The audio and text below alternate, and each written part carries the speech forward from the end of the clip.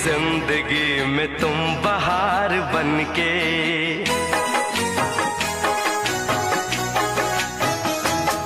आए हो मेरी जिंदगी में तुम बहार बनके, आए हो मेरी जिंदगी में तुम बहार बनके। मेरे दिल में यूं ही रहना, हाय मेरे दिल में यूं ही रहना, तुम प्यार प्यार बनके आए हो मेरी जिंदगी में तुम बहार बनके।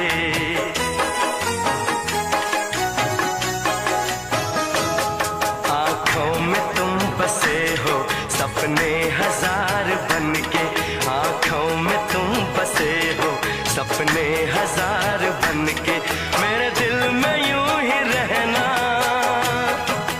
हाय मेरे दिल में यूं ही रहना, तुम प्यार प्यार बनके आए हो मेरी जिंदगी में तुम बहार बनके।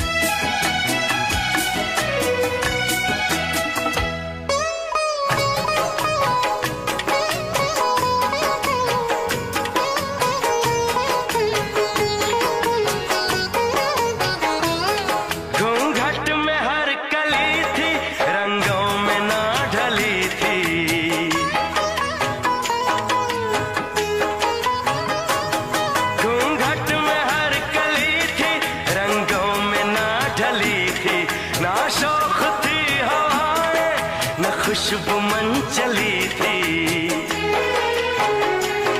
आया है अब के मौसम कैसा खुमार बनके।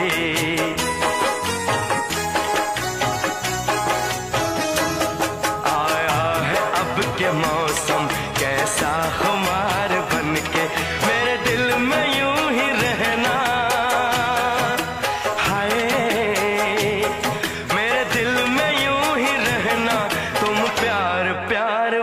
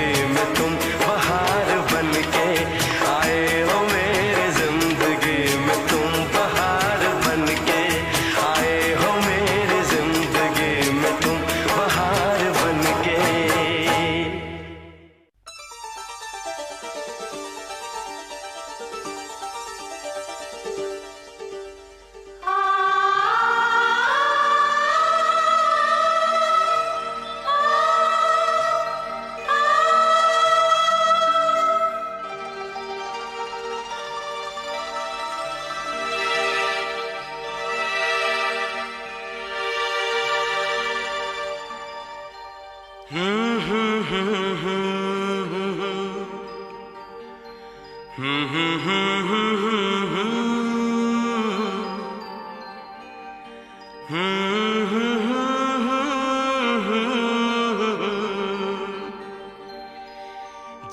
करे देखता रहूं। क्या? कितना प्यारा तुझे रब ने बनाया, हो कितना प्यारा तुझे रब ने बनाया। जी कर देखता रहूं, हो कितना सोना तुझे रब ने बनाया, कितना सोना तुझे रब ने बनाया। जी कर देखता रहूं।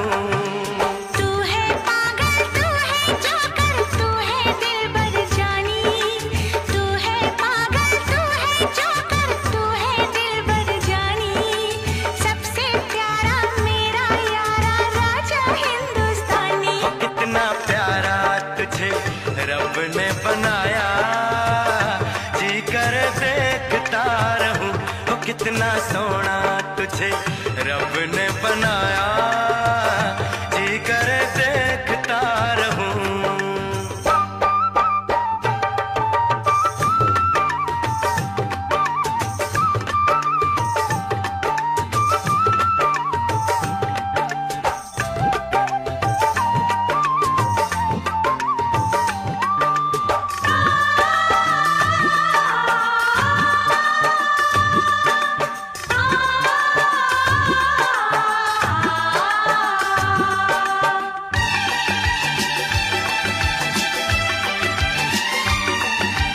अंबर से आई है परियों की रानी, देख जिसे होती है सबको हैरानी।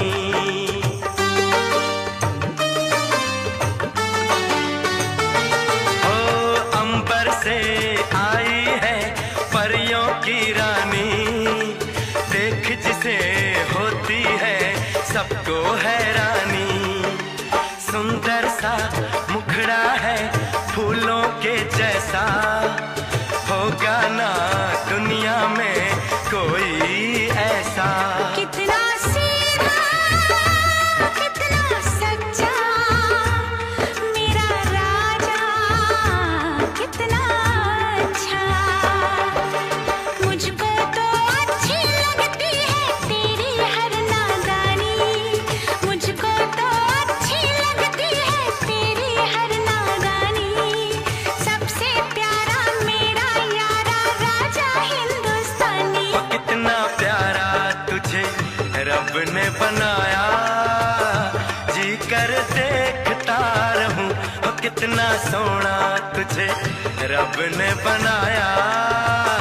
जी कर देखता रहूं।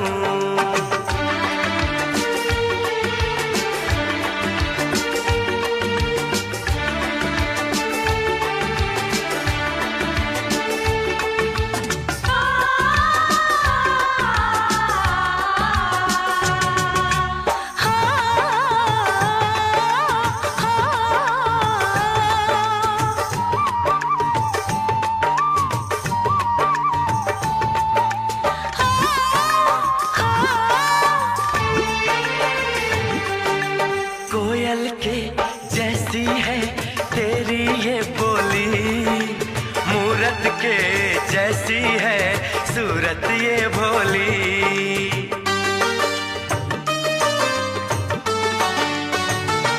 ओ कोयल के जैसी है तेरी ये बोली, मूरत के जैसी है सूरत ये भोली।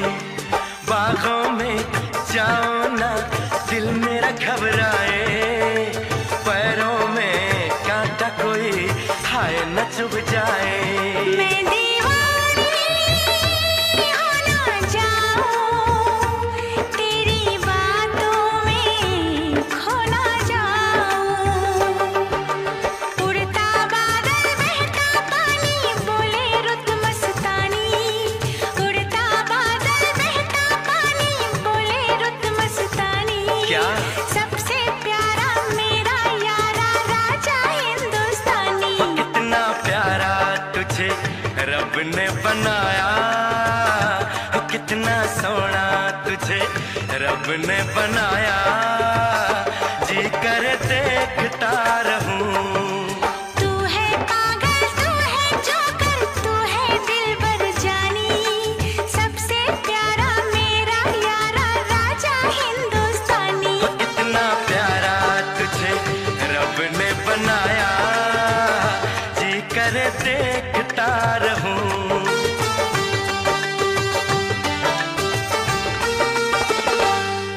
जी करे देखता रहूं। जोकर।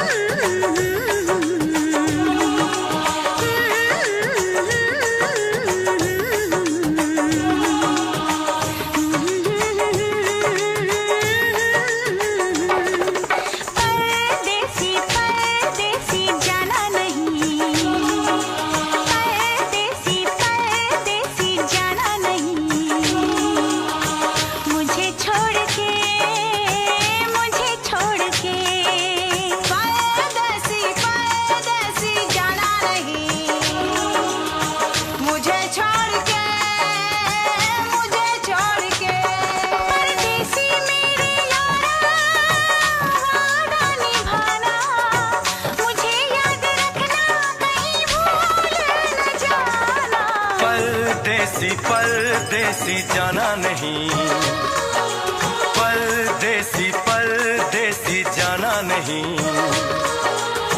मुझे छोड़ के, मुझे छोड़ के परदेसी मेरे यारा, वादा निभाना तुम याद रखना, कहीं भूल न जाना।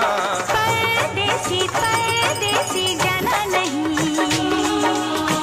मुझे छोड़ के, मुझे छोड़ के।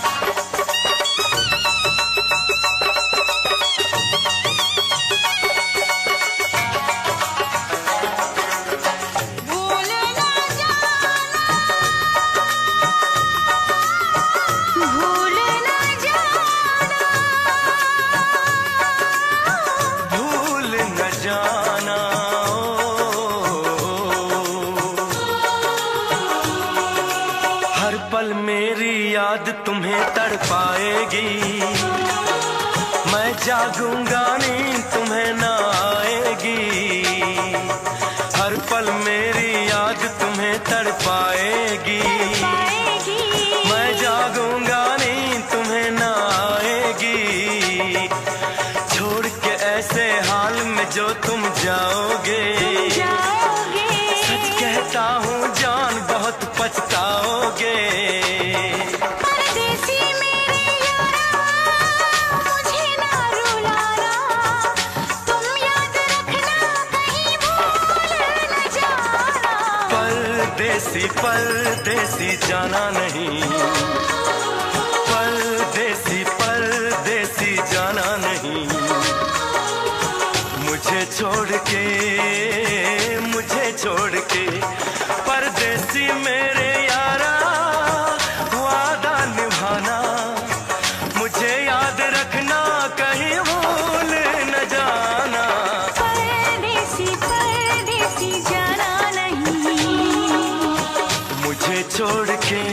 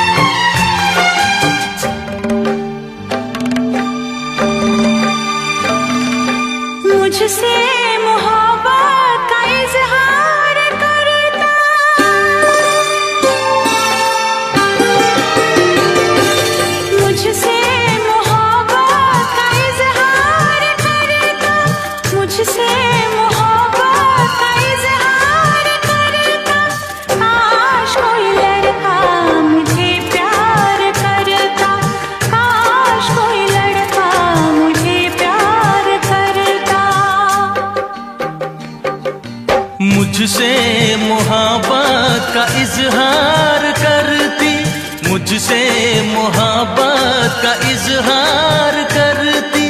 काश कोई लड़की मुझे प्यार करती, काश कोई लड़की मुझे प्यार करती।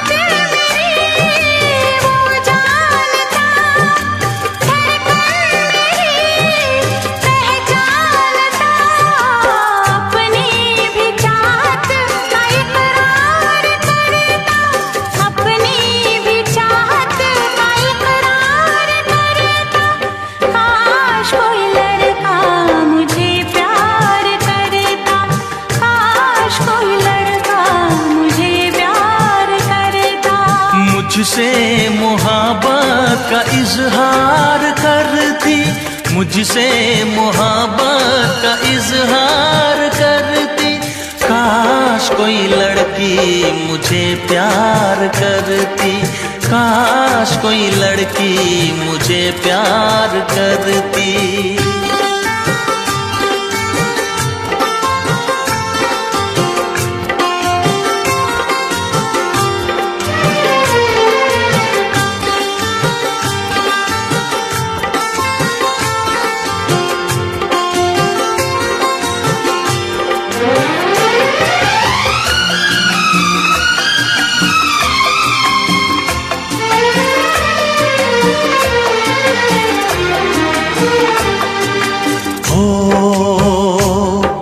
वो बेचैन होती, मैं बेताब होता, निगाहों में उसकी मेरा ख्वाब होता।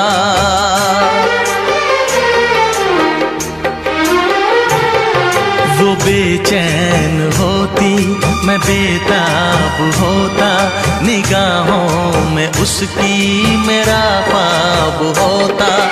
शर्मा के वो लगती गले, रखता उसे पलकों तले।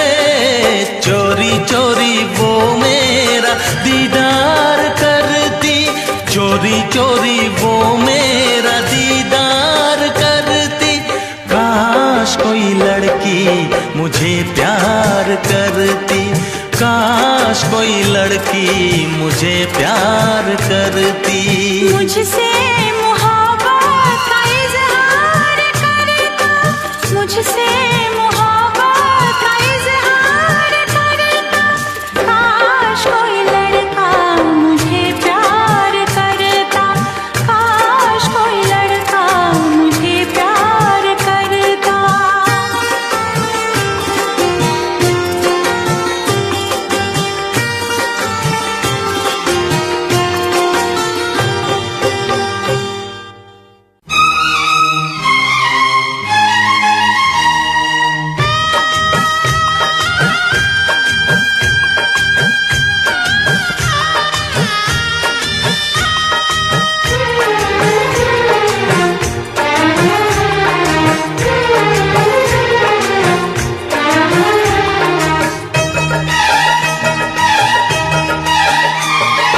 घूंघट की आड़ से दिलबर का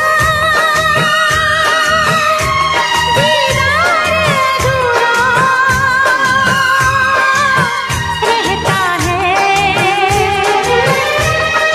घूंघट की आड़ से दिलबर का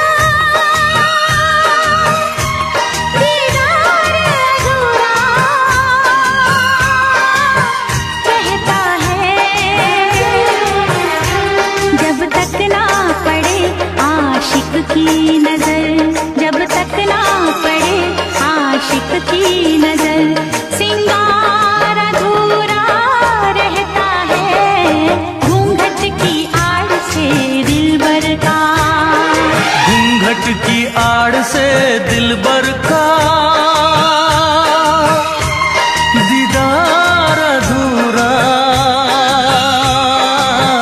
रहता है।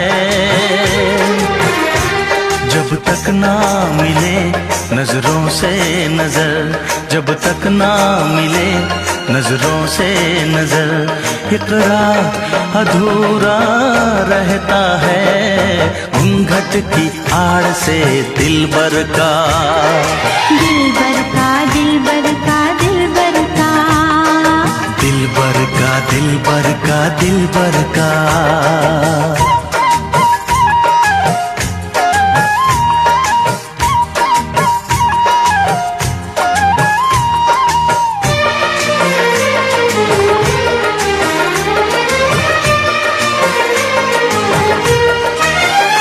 गोरे मुखड़े से घुंघटा हटाने दे,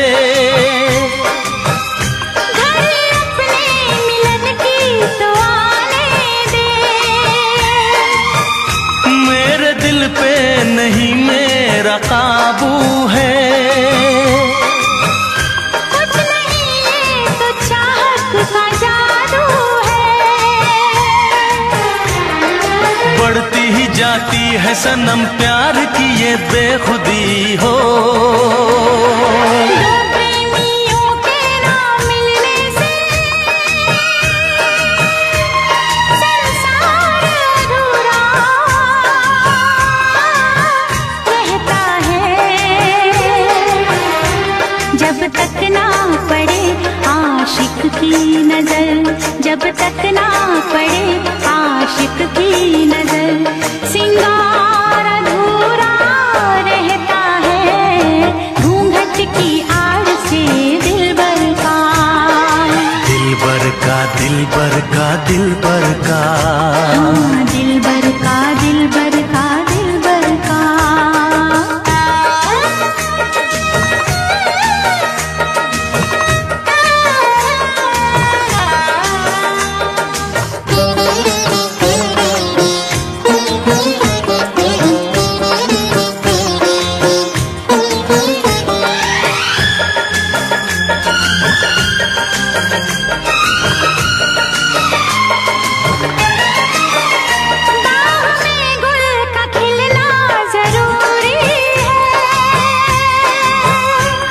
मोहब्बत में मिलना जरूरी है।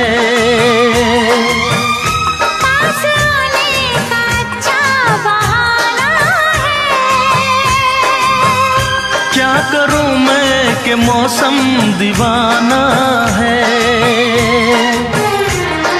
दिल मेरा धड़काने लगी अब तो ये दीवानगी हो। बिना किसी यार के जाने जा ये प्यार अधूरा रहता है।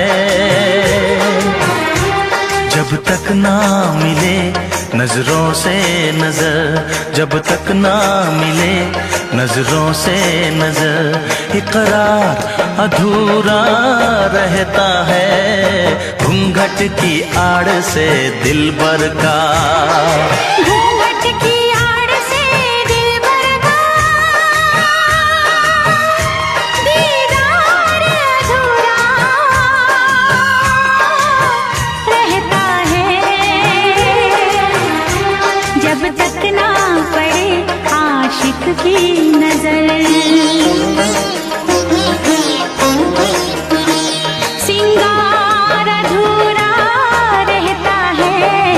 घूंघट की आड़ से दिलबर का, दिलबर का दिलबर का दिलबर का, दिलबर का दिलबर का दिलबर का, हाँ दिलबर का दिलबर का दिलबर का, हाँ, दिलबर का दिलबर का दिलबर का, दिलबर का दिलबर का दिलबर का, दिलबर का दिलबर का दिलबर का, हाँ दिलबर का दिलबर का दिलबर का, दिलबर का दिलबर का दिलबर का।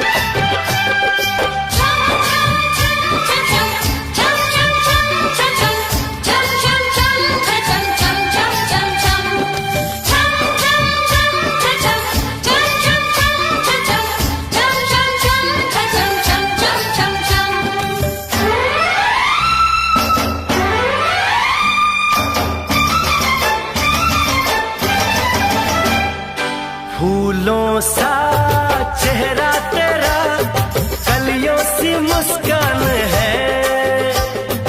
फूलों सा चेहरा तेरा, कलियों सी मुस्कान है। रंग तेरा देख के, रूप तेरा देख के, कुदरत भी हैरान है। रंग तेरा देख के,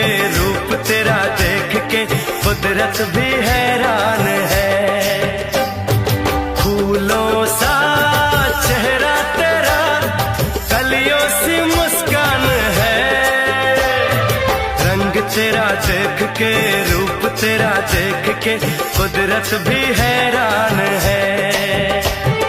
रंग तेरा देख के, रूप तेरा देख के, कुदरत भी हैरान है।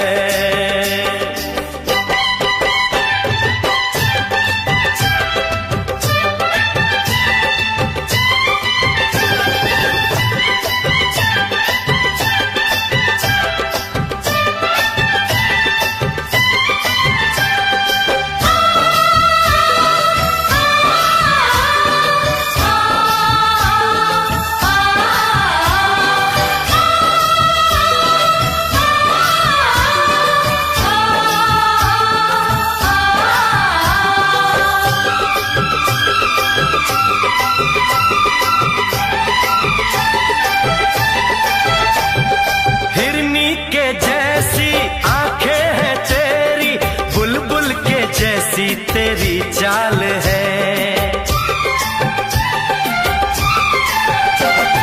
हिरनी के जैसी आंखें हैं तेरी, बुलबुल के जैसी तेरी चाल है। माथे पे तेरे सूरज की लाली, रेशम के जैसा तेरा बाल है। चांद सितारों में, एक हजारों में, तेरा यहाँ कोई जवाब नहीं है। शोख बहारों में, महके नजारों में, बाग में भी ऐसा गुलाब नहीं है। खुशियों में तू है पली, हर गम से अनजान है। खुशियों में तू है पली, हर गम से अनजान है। रंग तेरा देख के, रूप तेरा देख के, कुदरत भी हैरान है। रंग तेरा देख के, रूप तेरा देख के, कुदरत भी हैरान है।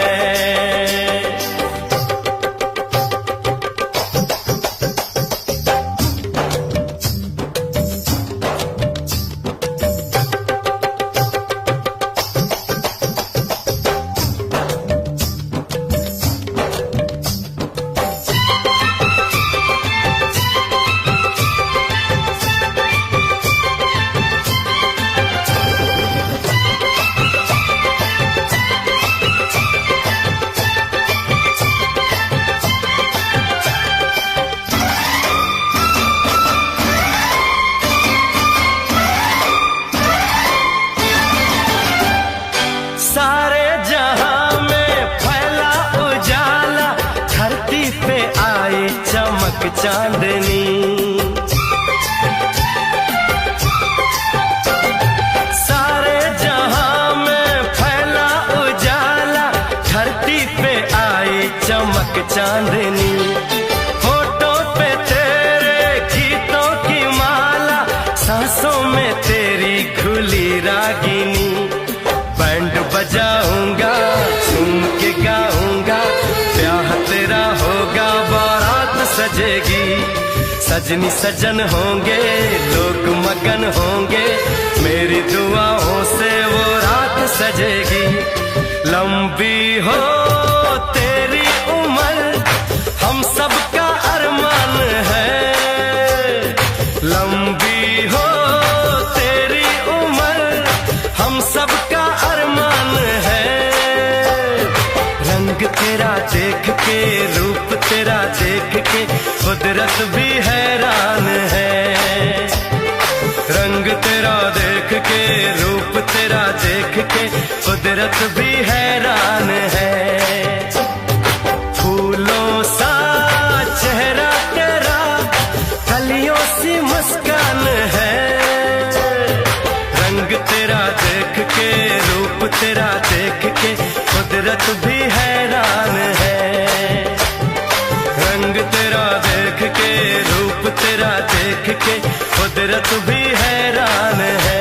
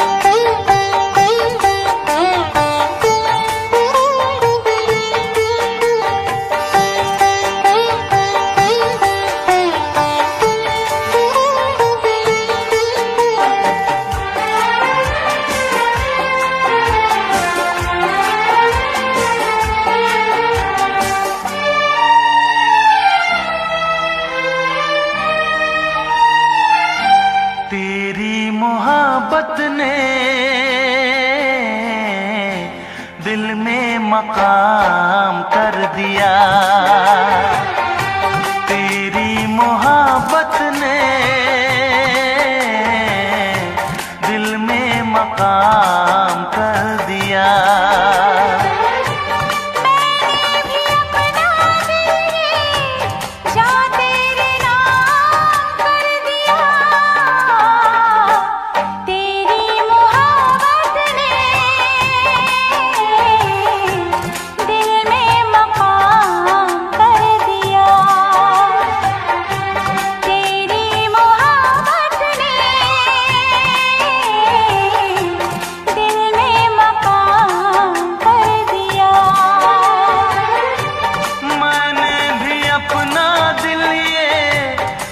तेरे नाम कर दिया। तेरी मोहब्बत ने दिल में मकाम कर दिया।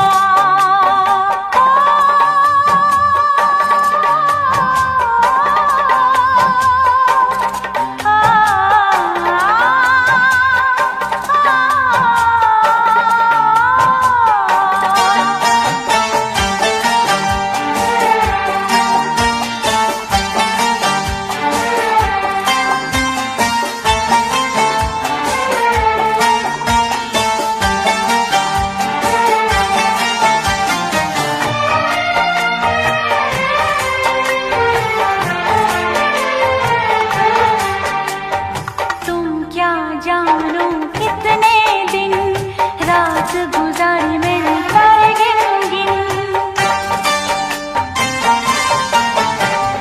तुम क्या जानो कितने दिन रात गुजारी मैंने तारे गिन गिन। याद तुम्हारी आती है, मेरी नींद चुराती है। चैन मेरा लेके तूने मुझको बेचैन किया। तेरी मोहब्बत ने दिल में मकाम कर दिया। मैंने भी अपना दिल ये जा तेरे नाम कर दिया। तेरी मोहब्बत ने दिल में मकाम कर दिया।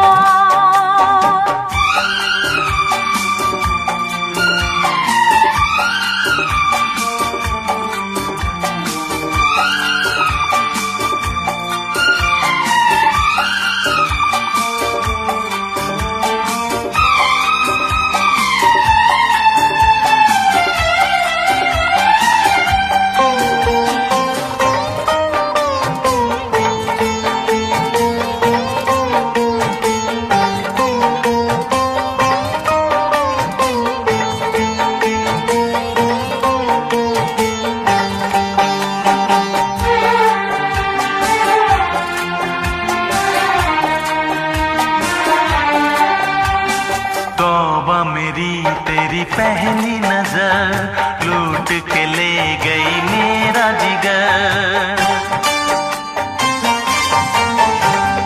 तौबा मेरी तेरी पहली नजर लूट के ले गई मेरा जिगर। बस एक दो मुलाकातों में आ गई मैं तेरी बातों में। अपना दिल देके तुझको दिल तेरा मैंने लिया। तेरी मोहब्बत ने दिल में मकाम कर दिया। तेरी मोहब्बत ने दिल में मकाम कर दिया। मैंने भी अपना दिल ये जा तेरे नाम कर दिया। तेरी मोहब्बत ने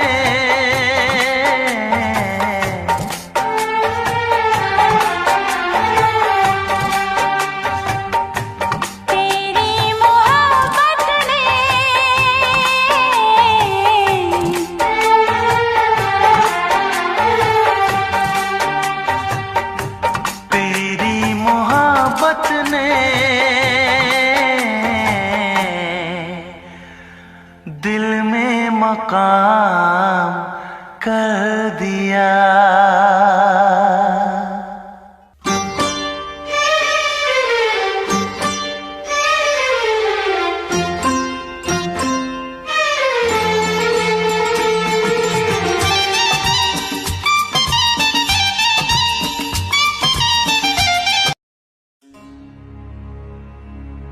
पुराने जमाने की बात है। एक गांव के कोने में एक गरीब सा मोची रहता था, तन्हा, बेसहारा और बिल्कुल अकेला। दिन भर लोगों के जूते सिलकर जो थोड़े बहुत पैसे मिलते उसी से अपना गुजारा करता। जिंदगी मुश्किलों से भरी थी, इसलिए उसने कभी शादी का सोचा तक नहीं था। एक दिन धूप दोपहर में उसका दिल बहुत चाहता कि आज गर्मा गर्म खिचड़ी खाए। काफी दिनों से उसने खिचड़ी का स्वाद नहीं चखा था। वो बाजार गया, चावल और मूंग की दाल खरीद लाया। घर आकर बहुत शौक से खिचड़ी पकाई। जब खिचड़ी तैयार हो गई, उसने एक थाल में निकाल कर रख दी कि थोड़ी ठंडी हो जाए। फिर उसने सोचा कि तब तक सिलाए हुए जूते लोगों को देकर आता हूँ। वो घर का दरवाजा खुला छोड़कर निकल गया। उस वक्त एक भूखा गीदड़ जंगल से भटकता हुआ गांव की तरफ आ निकला। उसने मोची का घर बिल्कुल खाली देखा तो चुपके से अंदर घुस गया। थाल में पड़ी ताजा खिचड़ी देखकर उसकी तो खुशी का ठिकाना न रहा। वो तो कई दिनों से भूखा था। बिना सोचे समझे खिचड़ी पर टूट पड़ा, लेकिन किस्मत को कुछ और ही मंजूर था। इसी बीच मोची जल्दी जल्दी वापस आ गया। वो भी बहुत भूखा था और खिचड़ी खाने के लिए बेताब। लेकिन जैसे ही उसने देखा कि एक गीदड़ उसकी खिचड़ी चबा रहा है, उसका गुस्सा आसमान को छू गया।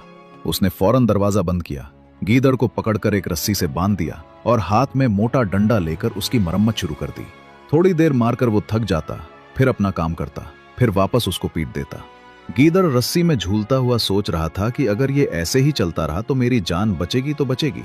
सुबह तक मोची का गुस्सा कम ना हुआ। जब वो काम पर गया, गीदड़ ने सोचा कि अभी मेरा मौका है। उसने एक चाल चली। वो झूठी आवाजें लगाने लगा, जैसे अपने साथी गीदड़ों को बुला रहा हो।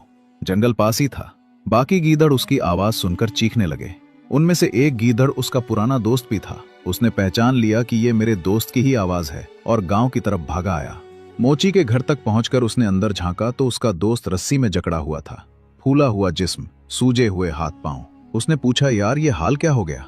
रस्सी में बंधे गीदड़ ने दर्द छुपाते हुए मुस्कुराकर कहा, हम तो यहाँ ऐश कर रहे हैं। ये मोची बहुत रहमदिल आदमी है। रोज मुझे हलवा पूरी खिलाता है और मुझे इतनी मोहब्बत से बांध कर रखता है कि कहीं भाग न जाऊं। देखो मैं कितना मोटा हो गया हूं। उसका दोस्त ये सब सुनकर ललचा गया। हलवा पूरी का नाम सुनकर उसके मुंह में पानी भर आया। रस्सी वाला गीदड़ धीरे से बोला, अगर चाहे तो मैं अपनी जगह तुम्हें बांध सकता हूँ। तुम भी 2-3 दिन में मेरे जैसे मोटे हो जाओगे। बेवकूफ दोस्त फौरन मान गया। उसने रस्सी खोल दी और खुद उसकी जगह बंध गया। पुराना गीदड़ आजाद होते ही वहां से निकल लिया। कुछ देर बाद मोची घर आया और बिना देखे समझे उस बेचारे को पीटने लगा। बेचारा चिल्लाता रहा कि मुझे हलवा पूरी नहीं मिली, मेरे दोस्त ने धोखा दिया। मोची ने उसकी एक न सुनी। गुस्सा उतरता ही नहीं था। आखिर गिरा गिरा कर गीदड़ ने मोची से कहा, अगर तुम मुझे छोड़ दो तो मैं तुम्हारी शादी बादशाह की बेटी से करवा दूंगा। मोची ने हैरान होकर कहा, क्या मैं गरीब मोची और बादशाह की बेटी से शादी? गीदड़ ने यकीन दिलाया कि वो अपनी बात निभाएगा। मोची ने उसको छोड़ दिया। गीदड़ नदी पार कर गया और उस मुल्क के बादशाह के पास अपने आप को इल्ची बनाकर पेश हो गया। उसने बादशाह को बताया कि पड़ोसी बादशाह ने आपकी बेटी के लिए रिश्ता भेजा है। बादशाह पहले ही इस तरह के रिश्ते का इंतजार था। उसने खुशी खुशी रिश्ते को कबूल कर लिया और तारीख भी मुकर्रर कर दी। गीदड़ वापस मोची के पास आया और बोला कि तेरी शादी तय हो गई है। मोची डर गया कि मेरे पास तो कुछ नहीं। गीदड़ ने कहा, फिक्र मत करना, आगे सब मैं संभाल लूंगा। शादी के दिन गीदड़ मोची को नदी के किनारे ले गया, जहां पहले से धोबी और रुई वाला उसकी दी हुई सोने की मोहरों पर कपड़े और रुई नदी के पास फैला चुके थे। गीदड़ ने मोची को समझाया कि मैं नदी पार जाकर बादशाह के महल जा रहा हूँ। जब तुम मुझे वहां दाखिल होते देखो तो धोबी के कपड़े उठवा लेना और रुई को नदी में डाल देना। सब कुछ उसके हिसाब से हुआ। बादशाह ने नदी के उस पार कपड़े लटके देखे तो समझा कि बड़ी बारात आई हुई है। नदी में तैरती रुई को देखकर लगा कि कश्तियां डूब रही हैं। गीदड़ इल्ची की शक्ल में रोकर बादशाह को बताने लगा कि बारात बहुत बड़े तूफान में डूब गई। सिर्फ बादशाह और इल्ची बचे। दामाद गरीब आदमी के कपड़ों में नदी के उस किनारे बैठा। बादशाह ने फौरन अपने सिपाहियों को भेजा और मोची को इज्जत के साथ महल में लाया गया। उसकी बेटी की शादी धूमधाम से मोची के साथ हो गई। गीदड़ ने बादशाह को मशवरा दिया कि दामाद को यहीं रखा जाए। बादशाह मान गया। मोची को महल मिल गया और शाही जिंदगी नसीब हो गई। कुछ दिन बाद गीदड़ ने कहा कि मेरा वादा पूरा हुआ, अब मैं जा रहा हूँ। मोची बहुत कहता रहा कि रुक जाओ, लेकिन गीदड़ अपने दोस्तों के पास वापस चला गया।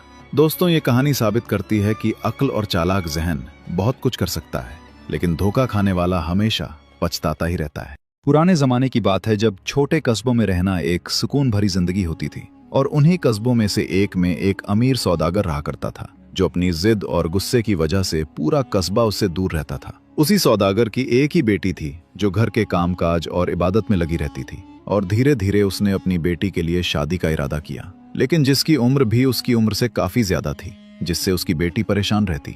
सौदागर जब अपनी बेटी पर दबाव डालता कि वो उस बुढ़े अमीर आदमी से शादी कर ले तो वो रोने लगती थी, लेकिन सौदागर उसकी एक न सुनता था और हर रोज उसे उसी बात पर डांटता झड़कता था।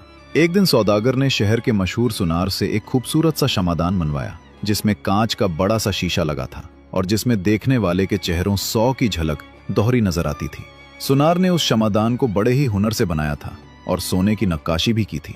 जब सौदागर उसे लेने गया तो सुनार ने कहा कि इसे पकड़कर चलते समय ध्यान से रखना, ये बहुत नाजुक है, अगर गिर गया तो पूरा टुकड़ों में बिखर जाएगा। सौदागर ने पैसे दिए और शमादान लेकर घर की ओर निकल पड़ा। रास्ते में वो लोगों को देखकर घमंड में भर गया कि मेरे जैसा अमीर कौन होगा। उसी दौरान जब वो घर पहुंचा तो उसकी बेटी ने देखा कि उसके हाथ में कुछ है और पूछा कि ये क्या है। सौदागर ने कहा कि ये तुम्हारे नए घर के लिए है, तुम इसे अपने कमरे में सजाकर रखना। लेकिन लड़की का दिल टूटा हुआ था और उसने कहा कि अब्बा, मैं उससे शादी नहीं करना चाहती। सौदागर गुस्से में बोला कि आज के बाद ये बात मेरे सामने मत करना, और कमरे से बाहर चला गया। लड़की कमरे में अकेली बैठी रोती रही और सोचने लगी कि अगर मैं यहाँ से भाग जाऊं तो मेरी इज्जत जाएगी, और अगर शादी कर लूं तो मेरी जिंदगी बर्बाद हो जाएगी। अचानक उसकी नजर उस शमादान पर गई और वो उसे घूर कर देखने लगी। उसने सोचा कि काश मैं इसमें समा सकती और सबसे दूर हो सकती।